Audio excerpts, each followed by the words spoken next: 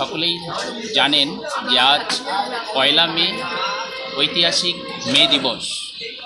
আজকের দিনেই ১৮৮৬ সালের এই ১লা মে দিনটিতেই আমেরিকার শিকাগো শহরের হে মার্কেটে লক্ষ লক্ষ শ্রমিক তারা তাদের কাজের সময় ৮ ঘন্টার দাবিতে তারা আন্দোলনে নেমেছিলেন, লড়াইয়ে প্রতিবাদে নেমেছিলেন।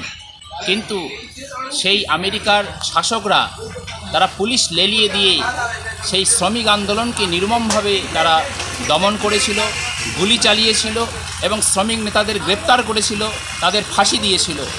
ফলে এই যে ঐতিহাসিক মে দিবস, এই মে দিবসের এই ঐতিহাসিক শ্রমিক আন্দোলনের ফলেই আজকে সারা বিশ্বে ৮ ঘন্টা শ্রম দিবসের যে সময়, সেই আইন করতে বাধ্য হয় বিভিন্ন দেশের শাসকরা। ফলে এই যে দিনটি শ্রমিকদের কাছে একটি অত্যন্ত গুরুত্বপূর্ণ দিন, কিন্তু আজকে আমাদের স্বাধীন ভারতবর্ষের সরকার আজকে শ্রমিকদের এই কাজের সময়কে তারা ৮ ঘন্টার পরিবর্তে তারা ১২ ঘন্টা করছে। ফলে শ্রমিকদেরকে ইচ্ছামতো খাটানোর ব্যবস্থা করছে, যখন তখন ছাঁটাইয়ের আইন করছে, শ্রমিকদের ইউনিয়ন করার অধিকার কেড়ে নিচ্ছে।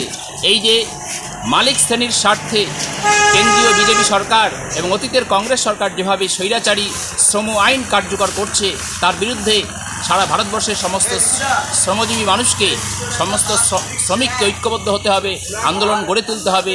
এই আন্দোলনের মধ্য দিয়েই শ্রমিকদের বাঁচার অধিকার ফিরিয়ে আনার লড়াই করতে হবে। আজকে আমরা এসইউসিআই কমিউনিস্ট দলের পক্ষ থেকে মেখলিগঞ্জ শহরে এই ঐতিহাসিক ১লা মে দিবস আমরা পালন করলাম।